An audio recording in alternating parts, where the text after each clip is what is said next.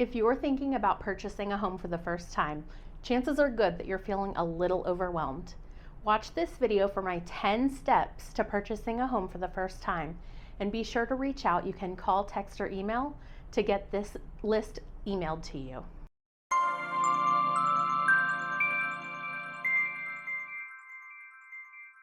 The first topic to consider when purchasing your first home is a focus on finances. Your loan officer, when they're taking down your application, they're going to be looking at three main things: your credit, your income, and your assets. Starting with your credit, they're going to be looking to make sure that your credit is going to qualify you for a loan. If your credit is having problems, then be sure to reach out early. I can set you up with a loan officer who can help you in this department.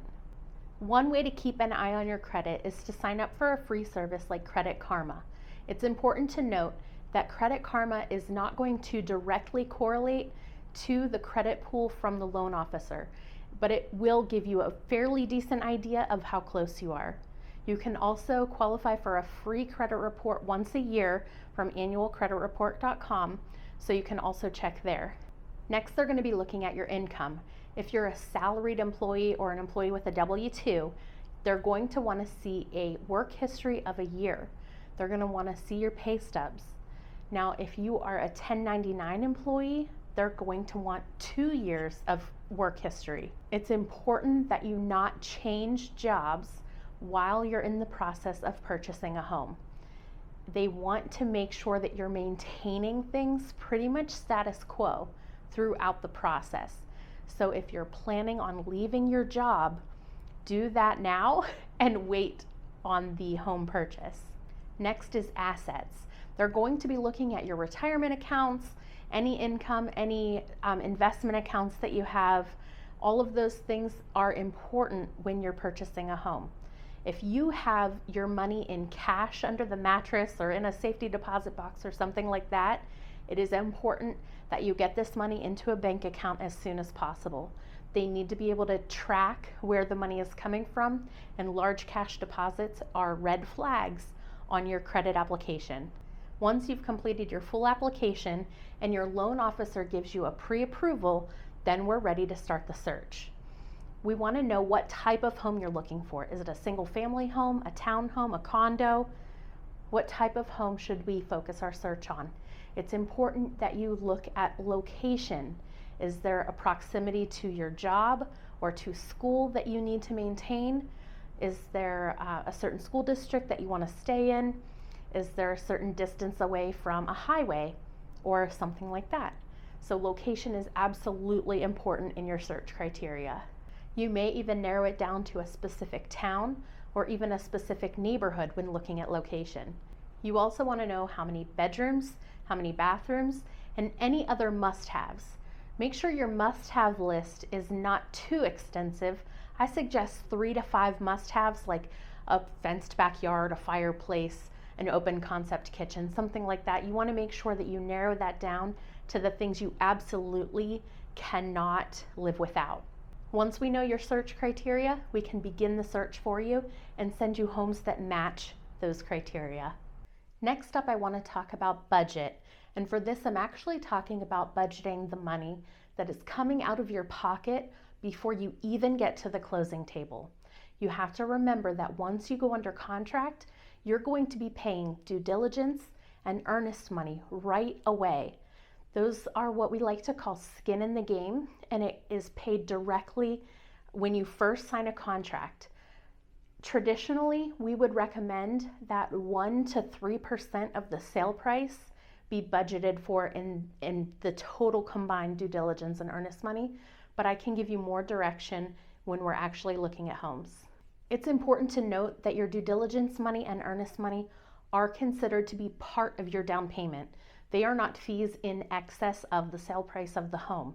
It's just that it's being paid up front. The second time that money's coming out of your pocket is for a home inspection, and I like to call this home education. Now, I'm not an inspector and you're not an inspector, so that's why we have to hire somebody to come and look at everything. They're a general look at everything that could be considered a defect on the house. They're not specializing in looking at the HVAC or looking at the roof. They're looking at a bird's eye view of what might be a defect in the home. They'll generate a full report of all of these items so that we can use this list to negotiate repairs. You'll also be paying for the appraisal up front. The bank is going to send someone to appraise the home for you, but you do have to pay for that up front out of pocket. Lastly, you need a down payment and closing costs, and this is what we call cash to close. It is what you'll have wired to the closing attorney before we can close on your property. The amount you need for your down payment is going to depend on the type of loan you have applied for.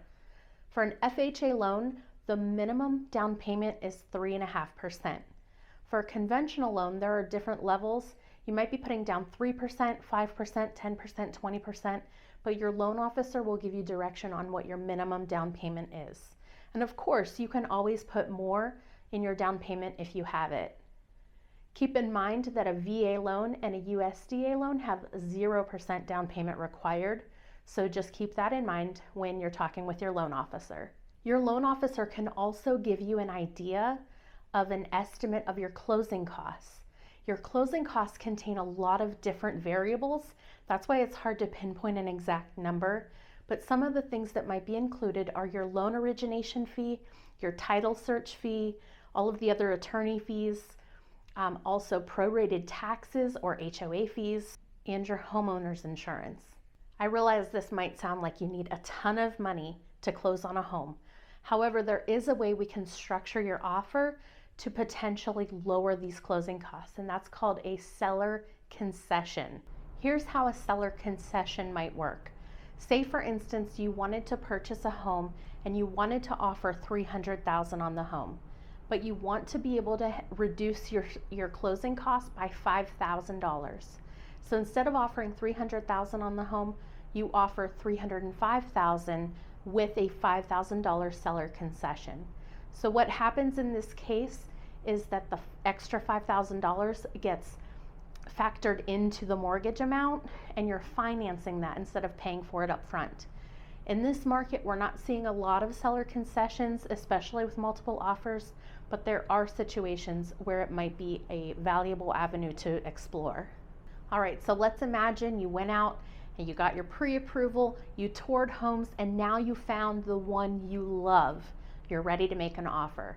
There are a few things that are really important when we're making your offer, and I generally send out an email asking you these questions, and then I go ahead and fill out the offer and have you sign it.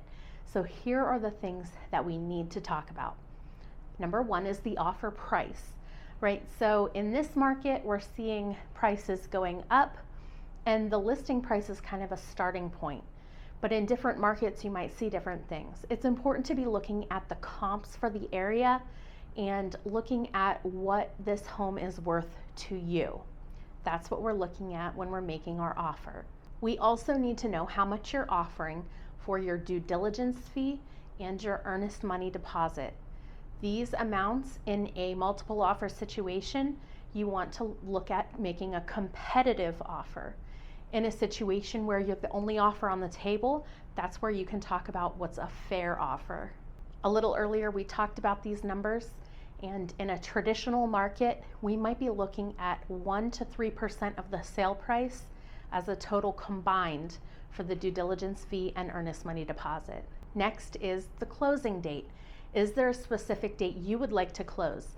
Be thinking about if you have any vacations scheduled or things that might be scheduling conflicts so that you can stay away from those dates. You can also ask your agent to call the listing agent to find out if the seller has any scheduling conflicts. You want to make it as easy for them to accept your offer as humanly possible. We'll also need to know your financing terms. Are you paying cash for the home? Are you getting a conventional loan, an FHA loan? We put those financing terms into the offer as well. Lastly is the inclusions and exclusions. So if you are making an offer and you really need to get the refrigerator, washer, and dryer, your agent needs to make sure that those are in your offer because they are not specifically left in North Carolina. They are considered personal property and may be taken with the seller. Once our offer is compiled, I send that over to the listing agent along with your pre-approval letter, and as long as the seller is happy with our terms, they'll sign it and we will be under contract. The very next thing once we're under contract is delivering the due diligence fee and earnest money deposit. The due diligence fee is going to be a check written directly to the seller, and the earnest money deposit is going to be a check written to the closing attorney, at least in North Carolina. Now, those checks need to be delivered pretty quickly once you sign that contract. Next, we're entering the due diligence phase of the transaction, and this is when you do all of your due diligence, and that essentially just means your home inspections. You need to get your home inspections done so that you can feel confident moving forward that you want this house and you're going to close on it and everything is good to go. You want to answer all of your questions during the due diligence period. Remember, during this phase, we're getting the home inspected, and that home inspector is going to sound like a mean guy when he comes with a big list of items that are defects on your home. But remember, that's what you're paying him for. You're paying him to tell you you're buying a pile of rubble and that everything is falling apart. Essentially, you want them to find these things so that you know exactly what you're purchasing. And now we're going to use this report as a point of negotiations. Do we need any repairs or money in lieu of repairs based on the things the inspector found? Once we go under contract on your home, the mortgage company is going to order an appraisal. This is a third party who is coming in to give an objective value of the home. Essentially, they want to tell you what the home is worth so the bank can decide if it's worth what you offered. Now, every once in a while, a low appraisal comes in.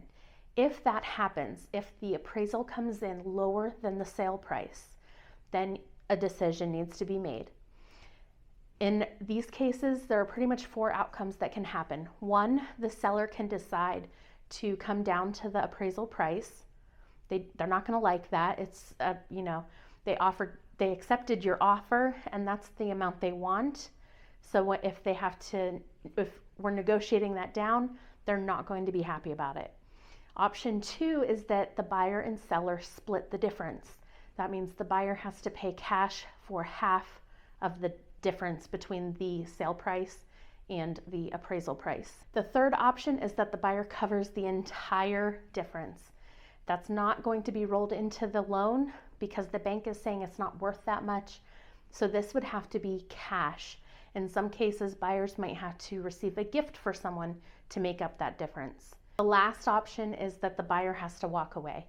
If an agreement can't be made between the buyer and seller, then the buyer may just have to walk away from this home. They would then lose some money. They lost the appraisal price, the home inspection price, the due diligence money. Depending on the timeline, they may be able to walk away with their earnest money deposit, but they will have lost some money along the way. Ultimately, the decision is yours as the buyer. We can't force the seller to take a lower price, and the seller can't force you to pay cash for the difference. You have to make that decision for yourself, and it's obviously best if we come up with a win-win for everyone. Now, if the appraisal came in high or right at the offer price, everything moves along and we keep going towards closing. Now, once your file gets through underwriting, your bank will give you a clear to close. And now about 3 days before closing, you'll get a closing disclosure lining up every penny that's been spent through the transaction and every penny that will be spent through closing. The closing attorney will give you wire instructions so that you can wire that final cash to close amount right to their office. And then on closing day, you bring your current non-expired driver's license or state ID into the closing attorney's office, and you sign and you sign and you sign some more. And it should take about 30 to 60 minutes tops to get all of these signatures done. And of course, if you have any questions, your attorney will answer them for you. Once you finish signing, the clerk will get your deed recorded with the courts. Once it's recorded, the keys are yours, the house is yours, and you are officially a homeowner. Now that you have a blueprint for the major milestones in purchasing a home, I want to emphasize something. Every journey is unique. Every time somebody buys a house, it is different from the time before.